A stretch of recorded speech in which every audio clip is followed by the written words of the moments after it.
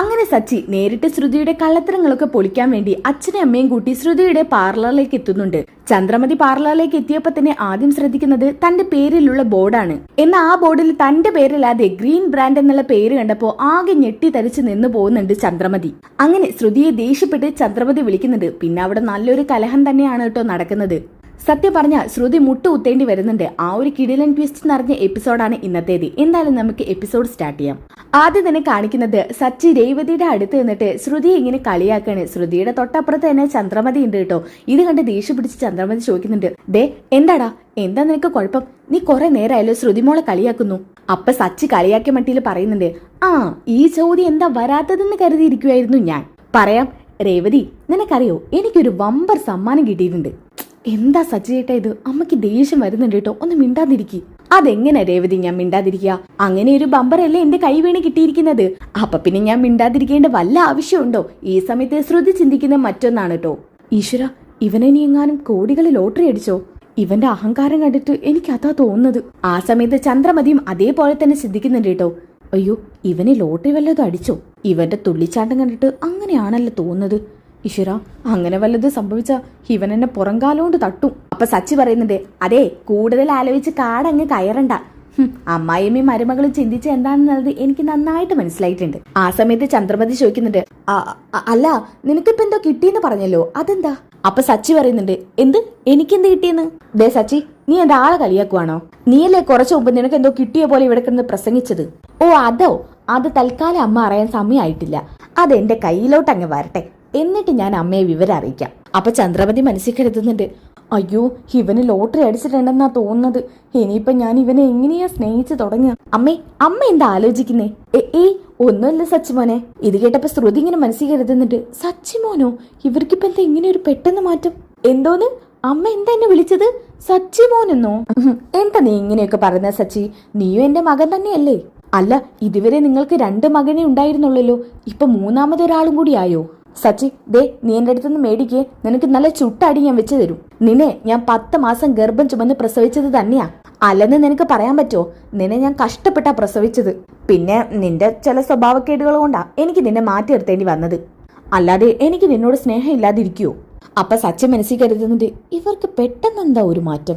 ആ എന്തെങ്കിലും ആവട്ടെ. അപ്പൊ ചന്ദ്രമതി ചോദിക്കുന്നുണ്ട്, മോനെ നിനക്കെന്താ വല്ലാത്തൊരു ക്ഷീണം പോലെ? ദേ രേവതി, നീ രാവിലത്തെ ബ്രേക്ക്ഫാസ്റ്റ് ഒന്നും സച്ചിക്ക് കൊടുത്തില്ലേ? ഞാൻ കൊടുത്തതാ അമ്മേ. പിന്നെ എന്താ ഇവനൊരു തളർച്ച പോലെ?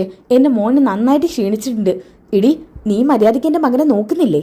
അപ്പൊ സച്ചി പറയുന്നുണ്ട്, ദേ എന്റെ ഭാര്യ എഡി ബോഡി എന്നൊന്നും വിളിക്കണ്ട, അതിനുള്ള അവകാശം നിങ്ങൾക്ക് തൽക്കാലം ഇല്ല. അപ്പൊ ചന്ദ്രമതി മനസ്സിൽ കരുതുന്നുണ്ട്, ഓ ഇവനെ ലോട്ടറി അടിച്ചതുകൊണ്ട് ഇനി ഇവളെയും കൂടി എടുത്ത് തലയിൽ വെച്ചില്ലെങ്കിൽ പിന്നെ ഇവൻ എനിക്കൊരു പ്രാധാന്യം തരത്തില്ല.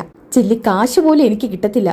ലോട്ടറി അടിച്ചത് ലക്ഷങ്ങളോ കോടികളോ എന്ന് അറിഞ്ഞാൽ മതി ഇനി എനിക്ക്. അതിനിപ്പോ ഇവളെ സ്നേഹിക്കണമെങ്കിൽ അതും ആവാം. രേവതി മോളെ, അമ്മയ്ക്ക് നിന്നോട് ഒരു പരാതിയുമില്ല. വർഷയും ശ്രുതിയെയും പോലെ തന്നെ എനിക്ക് മോളും. അവർക്ക് പാചകമൊന്നും അറിയില്ലല്ലോ, മോൾക്കല്ലേ പാചകമൊക്കെ അറിയുന്നത്. അതുകൊണ്ട് അമ്മ മോളെ കൊണ്ട് പാചകമൊക്കെ ചെയ്യിപ്പിക്കുന്നത്. അത് മറ്റൊരു രീതിയിൽ കാണേണ്ട ആവശ്യമൊന്നും ഇല്ലാട്ടോ രേവതി മോളെ. ഇത് കണ്ടപ്പോ ശ്രുതി ചോദിക്കുന്നുണ്ട്, ആന്റിക്ക് ഇത് എന്തൊരു മാറ്റാ? ഇവരോടൊന്നും ആന്റി ഇങ്ങനെ സംസാരിക്കാറില്ലല്ലോ. അത് പിന്നെ മോളെ, ഇവരെന്റെ മകനും മരുമകളും അല്ലേ, നിങ്ങളെപ്പോലെ തന്നെയല്ലേ എനിക്ക് ഇവരും. എന്നാലും ആന്റിക്ക് ഇതെന്താ ഇത്ര പെട്ടെന്നൊരു മാറ്റം? പാർലറെടുത്തിയുടെ കാര്യം പോയിട്ട് നോക്ക്. അമ്മയ്ക്ക് ഞങ്ങളോട് സ്നേഹം ഉണ്ടെങ്കിലേ അത് തിരുത്താൻ നിങ്ങളെന്തിനാ നോക്കുന്നേ? ഞാൻ നോക്കിയൊന്നുമില്ല. ഇതും പറഞ്ഞ് ശ്രുതി അവിടുന്ന് പോകുന്നുണ്ട് കേട്ടോ. അപ്പൊ തന്നെ ചന്ദ്രമതി പറയുന്നുണ്ട്, മോനെ നിങ്ങൾ 2 പേരും ഇങ്ങോട്ടിരിക്കെ, ഞാൻ നിങ്ങൾക്ക് നല്ല ചൂട് ചായ തരാം. ശ്രുതിമോള് വരുന്നുണ്ട്, അവൾക്കും കൂടി ചായ വേണം. ഏതായാലും നിങ്ങൾക്ക് എല്ലാവർക്കും കൂടി ഞാൻ ഒരുമിച്ചെടുക്കാം, എന്തേ? അപ്പൊ സച്ചി പറയുന്നുണ്ട്, ആ ആയിക്കോട്ടെ, അതൊക്കെ അമ്മയുടെ ഇഷ്ടം. അപ്പൊ രേവതി പറയുന്നുണ്ട്, അയ്യോ അമ്മ എവിടെ ഇരിക്കും, ഞാൻ ചായ ഇട്ടുകൊണ്ട് വരാം. ഇത് കേട്ടപ്പോ ചന്ദ്രമതി പറയുന്നുണ്ട്, അയ്യോ വേണ്ട രേവതി മോളെ, ഞാൻ ചായ ഇട്ടുകൊണ്ട് വരാം, മോൾ എവിടെ ഇരിക്കും. ഇതും പറഞ്ഞ് ചന്ദ്രമതി അകത്തോട്ട് പോകുന്നുണ്ട്. ആ സമയത്ത് രേവതി ചോദിക്കുന്നുണ്ട്, സച്ചേട്ടാ നിങ്ങൾ എന്തെങ്കിലും മന്ത്രം കാണിച്ചോ ഇവിടെ? അമ്മയ്ക്ക് എന്താ ഇത്ര പെട്ടെന്നൊരു മാറ്റം? അത് നിനക്ക് മനസ്സിലായില്ലേ? ഞാൻ പറഞ്ഞതേ അവർ തെറ്റായി ചിന്തിച്ചു. എനിക്ക് വല്ല ലോട്ടറി അടിച്ചിട്ടുണ്ടെന്ന് അവർ കരുതിയിരിക്കുന്നത്. ഇനി കോടികളാണെങ്കിൽ നമ്മളെ വിട്ട് കളഞ്ഞ അവർക്കല്ലേ നഷ്ടം. അതാണ് അവരുടെ മനസ്സിലിരിപ്പ്. അല്ലത് നമ്മളോട് സ്നേഹം ഉണ്ടായിട്ടൊന്നും അല്ല രേവതി.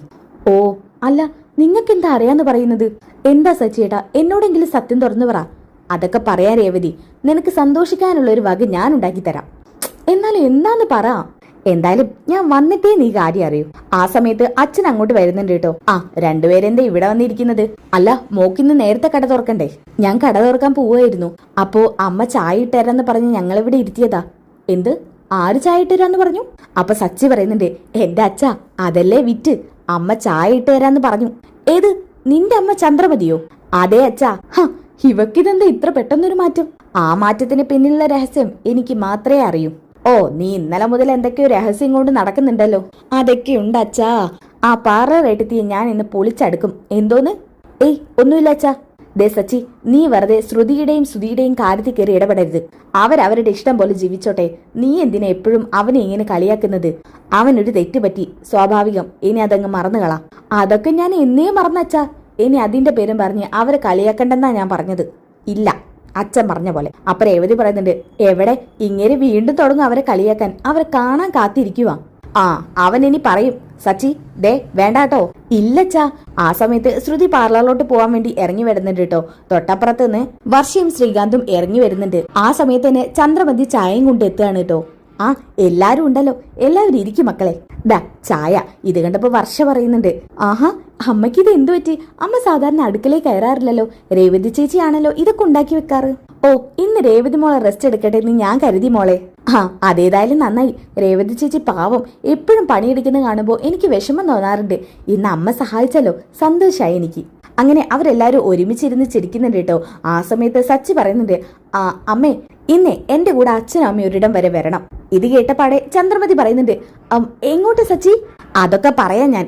അപ്പൊ അച്ഛൻ പറയുന്നുണ്ട്, ആ സച്ചി, എനിക്ക് ഇന്ന് 1-2 ആളുകളെ കാണാനുണ്ട്. അത് കഴിഞ്ഞിട്ട് മതിയോ? ഓ, അത് കഴിഞ്ഞിട്ട് മതി. സമയമെടുത്ത് നമുക്ക് അവിടെ പോയി കാണാം. എന്നാ ചന്ദ്രമതിക്ക് നിക്കപ്പുറതി ഇല്ല കേട്ടോ. ചന്ദ്രമതി പറയുന്നുണ്ട്, അയ്യോ അത് പറ്റില്ല. നിങ്ങൾക്ക് ഇന്ന് ആരെ കാണാനാ? ഇന്നിപ്പൊ ആരെയും കാണണ്ട. ഇനിയിപ്പൊ കാണണമെന്നുണ്ടെങ്കിലേ സച്ചിയുടെ കൂടെ പോയിട്ടേ ആ പൈസ ഇങ്ങ് വാങ്ങി വന്നതിന് ശേഷം പോയിട്ട് കാണാം. അപ്പൊ സച്ചി പറയുന്നുണ്ട്, പൈസയോ? അല്ല മോനെ, ഞാനതങ്ങ് പറഞ്ഞു പോയതാ. ആ, അല്ല, അച്ഛന് കാണണമെങ്കിൽ കണ്ടോട്ടെ, അത് കഴിഞ്ഞ് നമുക്ക് കാണാലോ.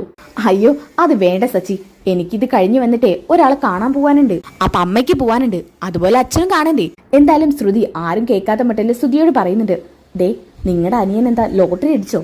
അത് തന്നെയാ ഞാൻ നോക്കുന്നത്. അമ്മ പൈസയുടെ കാര്യമൊക്കെ പറയുന്നു. ഇനി ഇവന് കോടികളെങ്ങാനും ലോട്ടറി അടിച്ച് കാണൂ? അത് തന്നെ എന്റെ സംശയം. അങ്ങനെയാണെങ്കിൽ ഇവന്റെ മുന്നിൽ നമ്മളെയൊന്നും ഒന്നിനും പറ്റില്ല. അതിനെന്താ ശ്രുതി നീ വിഷമിക്കുന്നത്? നമ്മളങ്ങനെ ഒന്നിനും പറ്റാത്തവരാവോ? നിന്റെ അച്ഛനെ കോടികളുടെ ബിസിനസ് അങ്ങ് സിംഗപ്പൂരിലുള്ളത്. സിംഗപ്പൂർ മാത്രോ? മലേഷ്യ, അമേരിക്ക, അങ്ങനെ എത്ര സ്ഥലങ്ങളിൽ.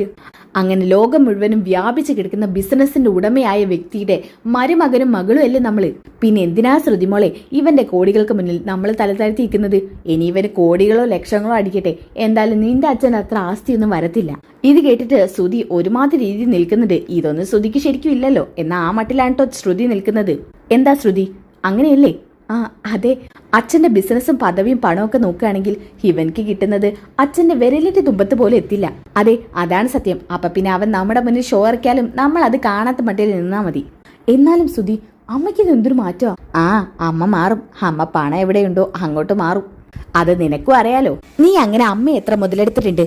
ദേ ശ്രുതി വേണ്ടാട്ടോ, അതിന്റെ അടുത്ത് എനിക്കിട്ട് താങ്ങിക്കോളൂ. അപ്പൊ ശ്രുതി പറയുന്നുണ്ട്, അമ്മേ സംസാരിച്ചിരിക്കാൻ സമയമില്ല, പാർലർ തുറക്കാനായി. ഇല്ലെങ്കിലേ അവിടെ വരുന്നവരൊക്കെ മുടങ്ങിപ്പോവും. അല്ല മോളെ, മോൾക്ക് ഏത് സമയത്ത് വേണമെങ്കിലും കയറി ചെല്ലാലോ, അവിടെ സ്റ്റാഫൊക്കെ ഇല്ലേ? ആ സ്റ്റാഫൊക്കെ ഉണ്ട്. പക്ഷേ എങ്കിലും അമ്മേ, ഞാൻ എത്തിയില്ലെങ്കിൽ അവിടെ ഒന്നും ശരിയാകത്തില്ല. എങ്കിൽ ശരി, മോള് പോയിക്കോ. എന്തായാലും മോളെ, ഞാനൊരു ദിവസം അങ്ങോട്ട് വരുന്നുണ്ട്, എനിക്കൊന്നും മിനിങ്ങണം. അതിനെന്താ അമ്മേ, അമ്മ അങ്ങോട്ട് വരുമ്പോഴേ നേരത്തെ വിളിക്കണം.